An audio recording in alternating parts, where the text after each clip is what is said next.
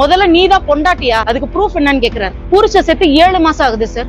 எவன் வீட்டு இடத்துல வந்து எவன் இருக்கிறது, காசு வேணும்னா வாங்கிட்டு ஓடிடுறீங்கிறார். எங்களுடைய வயதையும் இதையும் பொருள்படுத்தாம பார்க்காம வெளியே போங்க நாய்ங்களா, இது என்னோட இடம் அப்படின்னு சொல்லி எங்க பணி செய்ய வந்த மருத்துவரையும் விரட்டியிருக்காங்க.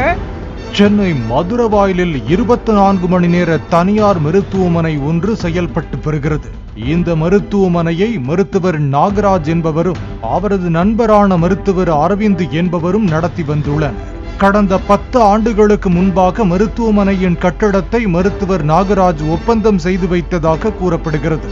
மேலும் மருத்துவர் நாகராஜிடம் இருந்து மருத்துவர் அரவிந்த் உள்வாடகைக்கு மருத்துவம் பார்த்து வந்ததாக சொல்லப்படுகிறது. இந்நிலையில் மருத்துவர் அரவிந்த் கடந்த 7 மாதங்களுக்கு முன்பு உயிரிழந்துள்ளார். இதனையடுத்து மருத்துவர் அரவிந்தின் மனைவி நிவேதனா மருத்துவமனைக்கு சென்று நிர்வாகம் செய்து வந்ததாக கூறப்படுகிறது.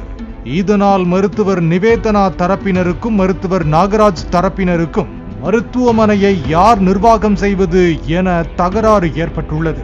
இந்நிலையில் இரு தரப்பினரும் காவல் நிலையத்தில் புகார் அளித்துள்ளனர். இந்த பப்ளிக்க 10 வருஷம் இங்க யார கேட்டாலும் யார அரவிந்தன் தெரியும், எங்களை தெரியும். 10 வருஷமா இதே இடத்துலதான் நாங்க மக்களுக்கு சேவை செய்யறோம். கம்மி காசுல வைத்தியம் பண்ணிக்கிட்டு இருக்கோம். யார கேட்டாலும் தெரியும். ஃபர்ஸ்ட் அவங்க போலீஸ் உள்ளார நுழைஞ்சு என்கொயரியே பண்ணக்கூடாது. நான் சொல்றேன் சார், இந்த மாதிரி கோர்ட் ஆர்டர் போயிட்டு இருக்குங்க சார், கொஞ்சம் புரிஞ்சுக்குங்க அப்படின்னு. அவர் உடனே எனக்கு சொல்றாரு, ஒரு பூட்டு நீங்க பூட்டிடுங்க, ஒரு பூட்டு அவங்க பூட்டுட்டோம்னு அவரே சொல்றாரு. அதை இதே ஸ்டேஷன்ல எழுதி கொடுத்துட்டு போறேன்.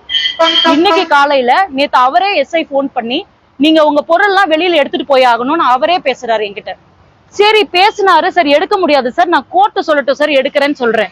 இன்னைக்கு காலையில கிளினிக்கு என் பூட்டை உடைச்சு கிளினிக் உள்ளார அதர் பார்ட்டி போயிருக்காங்க. காலையில 8 மணிக்கு வந்த சார் இந்த ஸ்டேஷனுக்கு. இங்க உள்ளார வந்து ரொம்ப ரொம்ப அவமானப்படுத்துறாங்க. கேள்வி அவர் கேட்கிறாரு, முதல்ல நீதான் பொண்டாட்டியா, அதுக்கு ப்ரூஃப் என்னன்னு கேக்குறாரு. புருஷ செத்து 7 மாசம் ஆகுது சார். அவ்வளவு போராடி இருக்கேன்.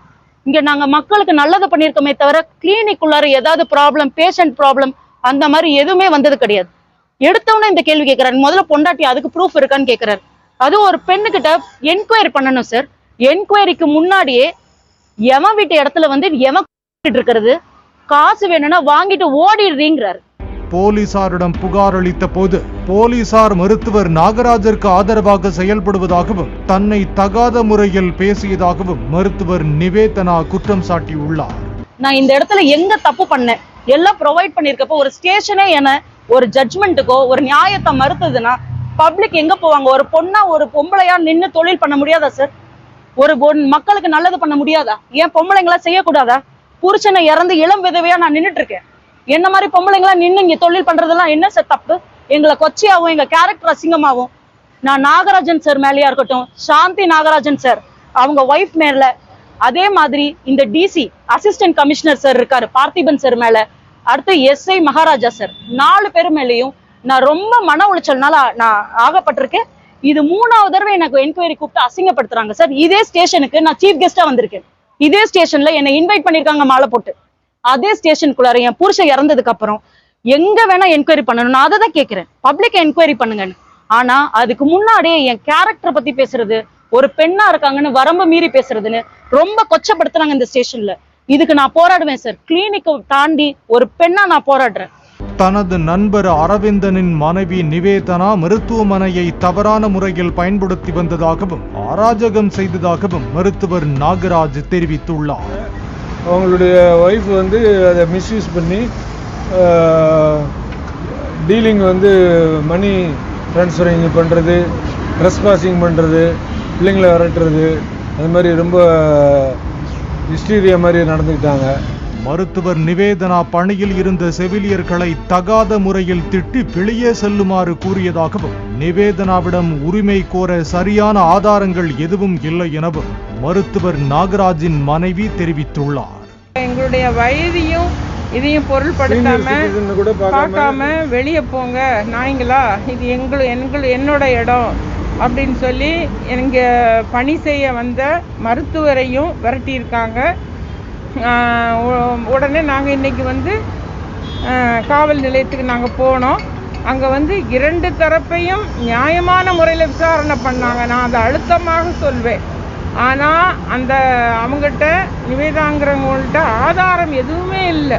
ஹவுஸ் ஓனரும் வந்து எங்களுக்கு இந்த இடத்தை வாடகை கொடுத்த சொந்தக்காரங்க ஹவுஸ் ஓனரும் வந்து சாட்சியாக நான் டாக்டர் நாகராஜனுக்கு தான் நான் வந்து ரெண்டல் அக்ரிமெண்ட் போட்டிருக்கேன்னு சொல்லி அவர் தனது ஆதாரத்தெல்லாம் எடுத்து கொண்டு வந்திருந்தார்.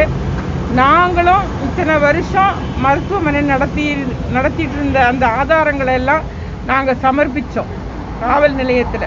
அதனால அவங்க வந்து இருதரப்பையும் விசாரிக்கும் போது எங்களிடம் அதிகமாக ஆதாரங்கள் இருந்ததுனால அவங்க வந்து இதை வந்து அவங்க அந்த அம்மா வந்து நான் வந்து கோர்ட்டில் பார்த்துக்கிறேன் அப்படின்னாங்க. ஸ்டேட்டஸ் கோ மெயின்டைன் பண்ண சொல்லிருக்காங்க. ஆமாம், அதனால கோர்ட்டில் பார்த்து நான் உங்களுக்கு பெட்டிஷன் போட்டிருக்கேன் சொன்னாங்க.